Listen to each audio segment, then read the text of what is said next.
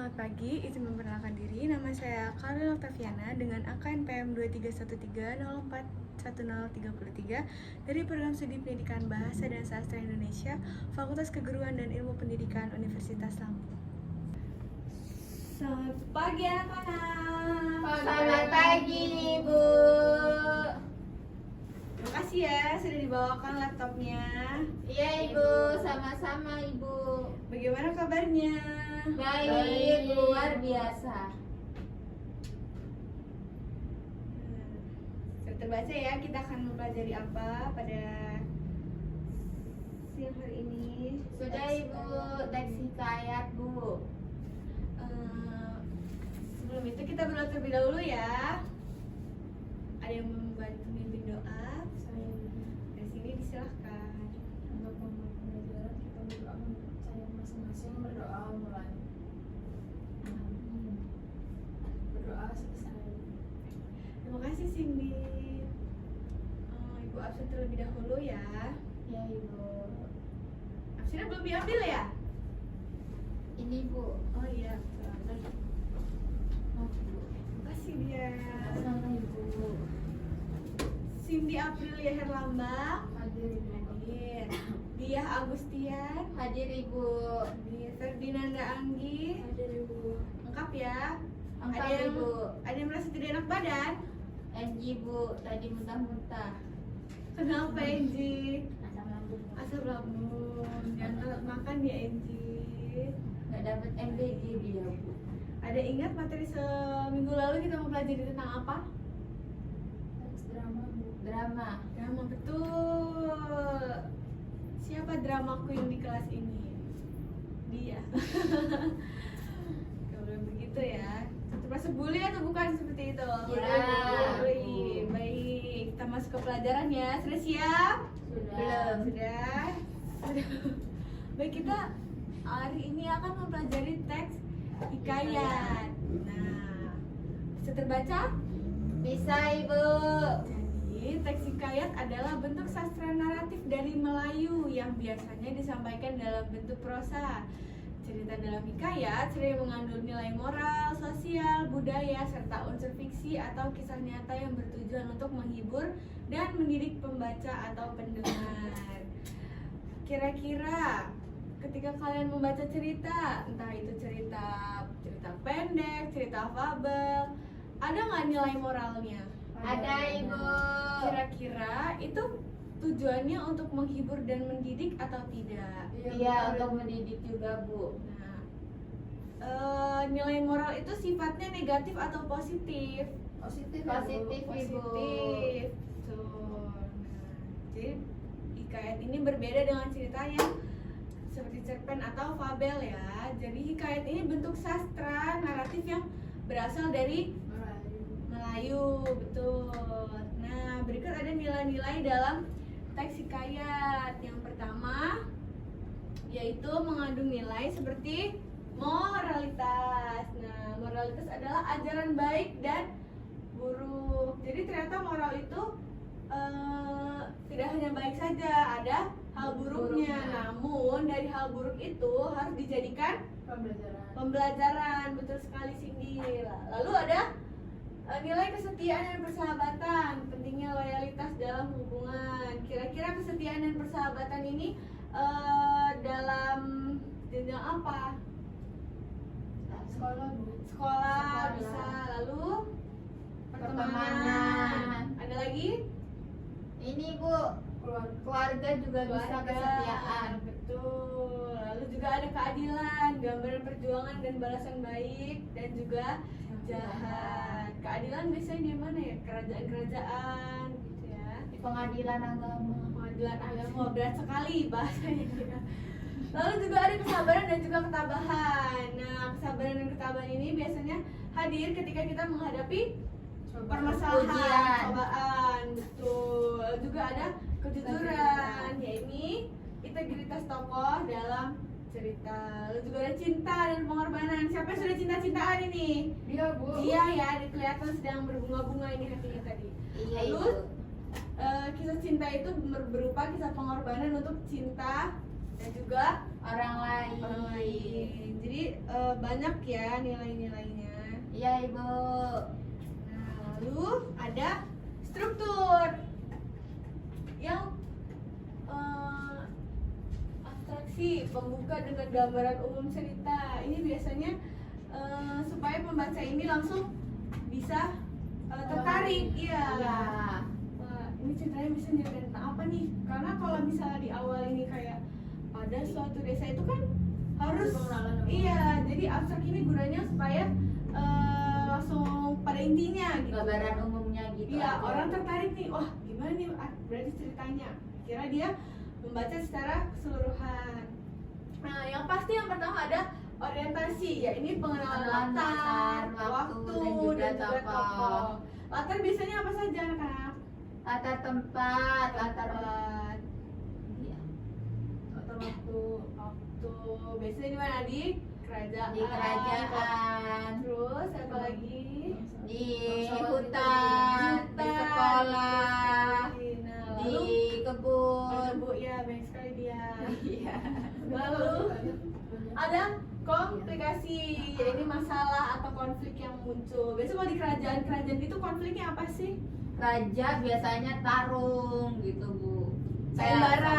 Oh, sayembara. Sayembara. Ambil Lalu putri-putrinya Ya, gitu. permaisurinya diculik, Ah. gitu ya.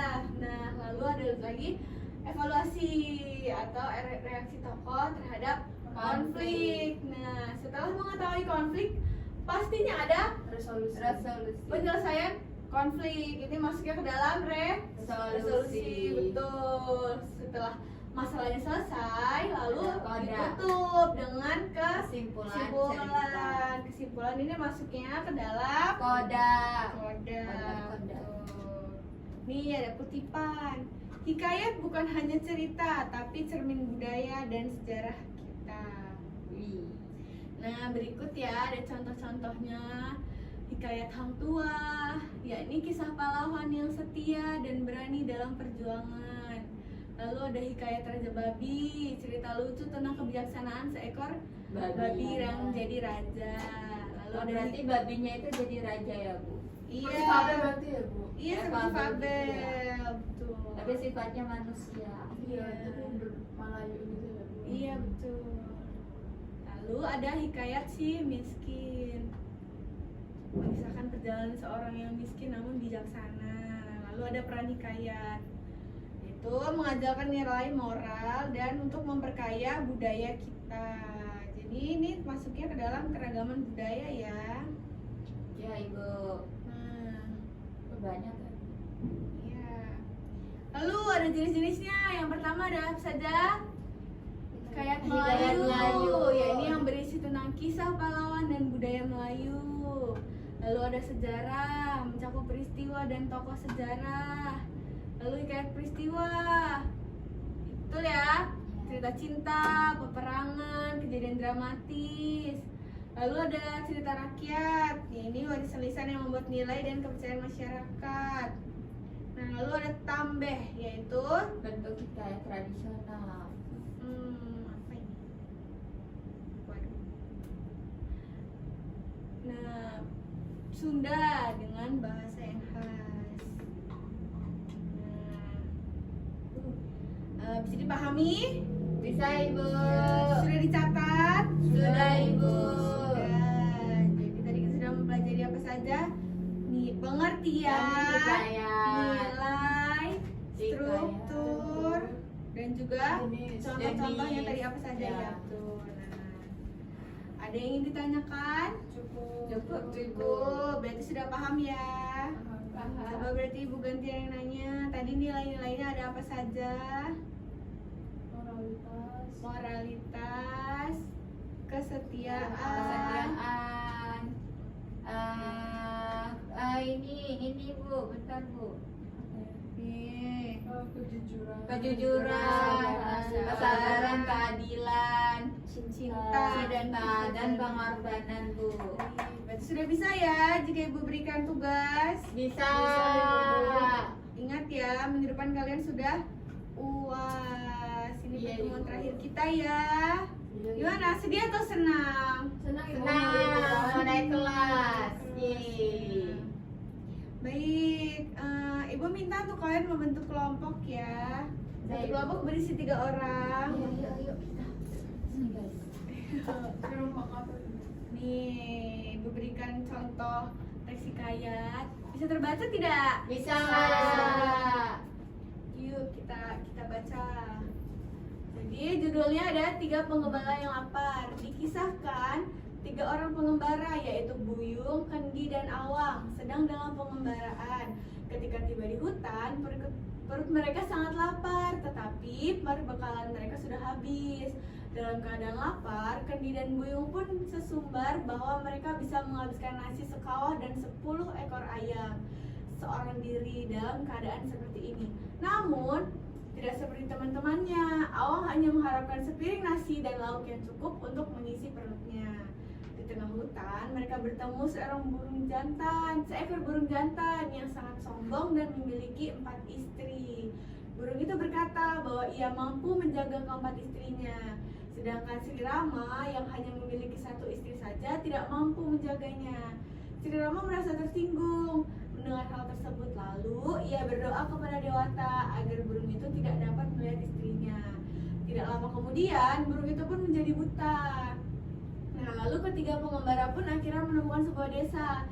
Mereka diterima dengan baik oleh penduduk desa. Kendi dan Buyung yang sombong akhirnya malu karena tidak bisa memenuhi janjinya. Sedangkan Awang yang sederhana dan rendah hati diterima dengan hangat. Nah, dari peristiwa ini mereka belajar bahwa kesombongan tidak membawa kebaikan, sedangkan kerendahan hati dan kesederhanaan justru mendatangkan kebahagiaan dan penghargaan dari orang lain. Nah, dari cerita ini Ibu minta kalian untuk menganalisis nilai-nilai moral dan juga ciri khas dari teks hikayat. Nah, Ibu berikan waktu 3 menit. Cukup? Cukup Ibu. Cukup ya, boleh dikerjakan. Kalau ada yang bingung boleh tanya ya. Nilai moralnya seperti apa nih dari cerita ini tadi? Lalu ciri khasnya itu seperti apa? Strukturnya bagaimana? Nilai moralnya Nilai moralnya apa dari tadi? kesombongan Iya, yang bagian akhir itu yang dari peristiwa ini mereka belajar itu. Terus apa lagi teman-teman? ini ciri-cirinya teksnya itu berlatar belakang hutan. Dari hutan ya, tempatnya itu di hutan. Terus Di pedesaan. dengan karakter ibadah kerajaan kan. Tentang kerajaan. Terus Struktur ceritanya kompleks. Tokohnya bagaimana? Tokohnya dijelaskan. 3 orang pengembara Iya, 3 orang dengan karakter yang berbeda. kalau si Buyung tadi itu dia Serakah nggak sih? serakah, Dengan Awang itu sederhana. Terus Sri Rama itu orangnya mudah tersinggung. Terus dia ini mudah kayak istilahnya membalas dendam gitu dalam berdoa. Sudah. Sudah Ibu. Ya, oke, sudah habis ya. Sudah selesai? Sudah. Sudah. Yuk boleh maju ya semua kelompoknya. Biar pulang.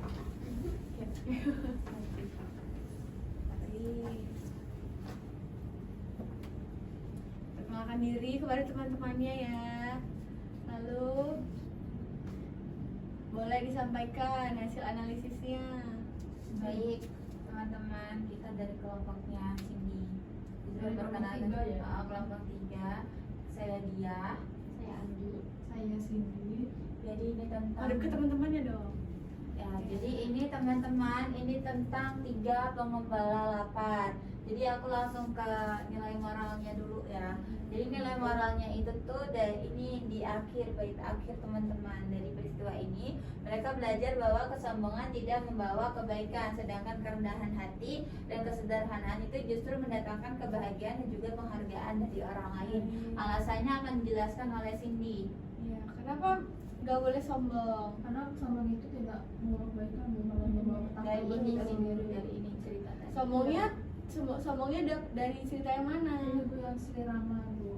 Ini Buyung. Ya, Buyung. Dari tokoh Buyung dan Kendi ya. Iya.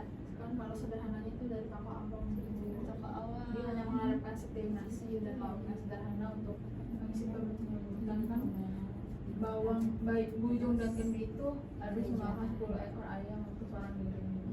Iya, betul. Lalu selanjutnya Ciri-ciri Ibu akan dijelaskan oleh Angie Bu. Ciri-cirinya itu pertama ceritanya menggunakan bahasa yang indah. Lalu ada latar tempatnya itu ada di hutan, di kerajaan, lalu di sebuah desa. tokohnya Ada tokohnya itu ada 3 orang pembara yaitu Buyung, Kendi, dan Awang. berarti bagaimana sifat tokohnya? Kalau Buyung Kendi itu Sombong. Kalau Awang itu rendah hati. Terus ini Sri Rama. Sri Rama itu Sri Rama itu udah pendendam. Karena dari pendendam dia doain Bu tuh, dia berdoa kepada dewasa agar burung itu tidak dapat melihat istrinya lagi. Ya, betul. Sudah cukup? Selesai. Udah, ya teman-teman beri apresiasi kepada yang sudah berani maju. Ya, boleh kembali ke tempat duduk. Ya, terima kasih Ya. Ibu. Hebat ya, kalau ini hanya 3 menit saja sudah bisa menyelesaikan. Baik, kita bahas bersama-sama ya.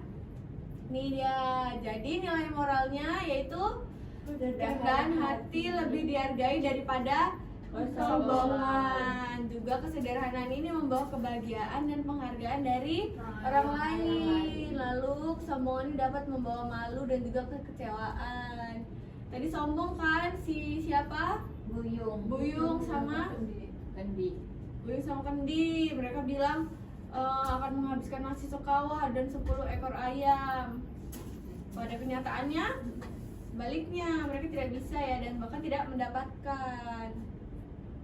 Lalu ciri khasnya betul tadi kata Angie ya, menggunakan bahasa yang indah dan khas sastra lama, mengandung nilai-nilai moral seperti yang disampaikan oleh dia dan juga Cindy. Lalu struktur ceritanya tadi belum dijelasin atau sudah atau belum? Belum ya. Lupa Ibu.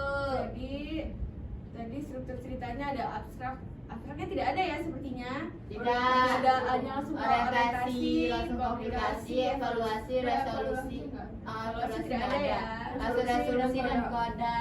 Iya, biasanya yang strukturnya lengkap ini ada di cerita hikayat yang panjang ya atau lengkap. Lalu tadi tokoh-tokoh juga dijelaskan oleh Angie ya. Ya. Sifat Heroik. atau heroik. Itu karena ini pasti mengisahkan pada zaman dahulu. Betul. Wah, sepertinya sudah selesai materi kita. Tepuk tangan untuk teman. Jadi ini materi terakhir ya anak-anak. Minggu depan kalian sudah UAS. Ibu harap nilainya bagus-bagus. Amin. Menjawab dengan benar, diberikan kelancaran. Baik, adakah yang ingin ditanyakan? Cukup Ibu. Cukup ya, sudah paham ya. Baik, kita tutup pelajaran kita pagi hari ini dengan doa. Ya, siapa tadi yang membuka? Kita tutup dengan doa kembali. Untuk menutup pembelajaran, kita berdoa dalam cara masing-masing, berdoa. Berdoa selesai.